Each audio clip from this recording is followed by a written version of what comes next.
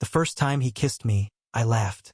Not because it wasn't perfect it was, but because it was staged, fake, and lit up by 1,000 paparazzi flashes. He whispered, "Just go with it," while his lips brushed mine like it meant nothing. But the worst part felt like everything.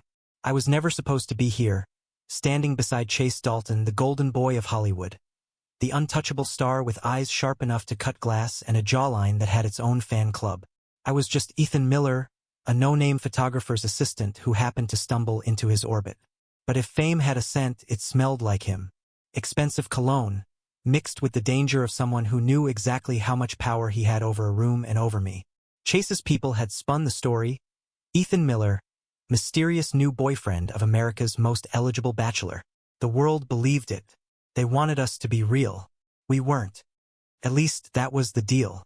"Smile," Chase muttered through his teeth as we stood shoulder to shoulder at yet another premiere. His hand slid casually over my lower back, pressing just enough to make me shiver. "Remember, we're in love." "Funny?" I whispered back, plastering on the fakest grin of my life. "Because I don't remember agreeing to sell my soul." His smirk curved, dangerous and amused. "Too late. It's already mine." The cameras flashed, the crowd screamed, and I played my role, his pretend boyfriend, his shield against the rumors, the one he could use to prove he was just like everyone else. Only I wasn't sure if he was acting when his thumb brushed against my wrist, slow, careful, like he was learning me by touch alone.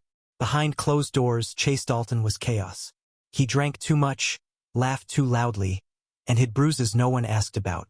But sometimes late at night, when the world was asleep, became soft, he would collapse on the couch, resting his head against my shoulder like it was the only place he could breathe. "You ever wish you could just disappear?" he asked once, his voice so raw it cut me. "Every day," I answered. He turned to me then, those Hollywood-perfect eyes searching for something.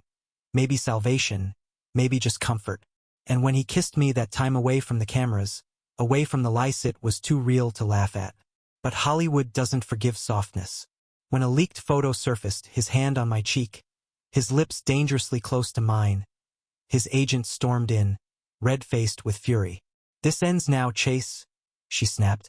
"You think you can risk everything for him?" Her eyes burned into me like I was dirt on his shoe. Chase stayed silent, jaw clenched, fists tight. I wanted him to fight for me.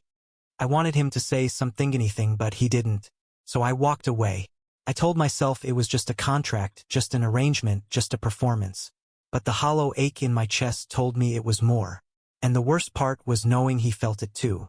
Weeks passed. I tried to move on. I took small photography gigs, blending back into the life I'd had before him. But every street billboard with his face on it, every late-night show clip, every movie trailer, it was him. Always him. And then came the night of the Hollywood Gala. I wasn't supposed to be there. I was just covering the event for a small magazine, camera in hand, fading into the background as the stars arrived. And then the world stopped. Chase Dalton stepped onto the red carpet, dazzling in black silk, cameras exploding around him. But instead of walking straight, instead of posing for the fans, he scanned the crowd. His eyes found me, and in a move so reckless it could only be real, he crossed the distance. The crowd gasped. The press went wild. "Chase, over here!" they screamed, but he wasn't listening. He was walking toward me like I was gravity, and he had no choice but to fall. "Ethan," he said, his voice breaking, raw and unguarded. "Don't," I whispered, shaking my head.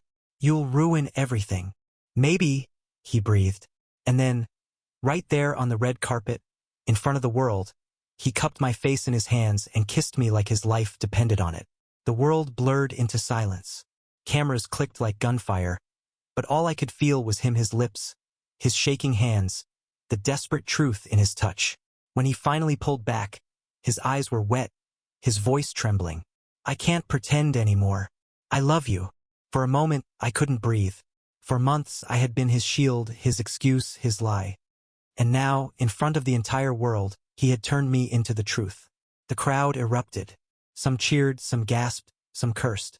But none of it mattered. Because in that moment, I realized something terrifying and beautiful. I loved him too. The fallout was brutal. Headlines screamed. Fans rioted. contracts were shredded. But Chase never let go of my hand. Through it all, he stood tall, shoulders squared, daring the world to try and tear us apart. And for the first time, I wasn't just the shadow behind his spotlight. I was part of his story. Late at night, when the world was quiet again, he leaned against me, his voice soft in the dark. "You saved me," he murmured. "No," I whispered back, kissing his hair. "You saved yourself. I just gave you a reason." Hollywood was still unforgiving. The cameras still followed, the whispers still stung, but we weren't pretending anymore. And somehow that made everything bearable. Because love isn't about the red carpets or the flashing lights. It's about the way he holds my hand when no one's watching. The way he looks at me like I'm more than just a cover story. The way, for the first time in his life, Chase Dalton is free. And so am I. Thank you for listening. Don't forget to like and subscribe to stay updated with the latest videos.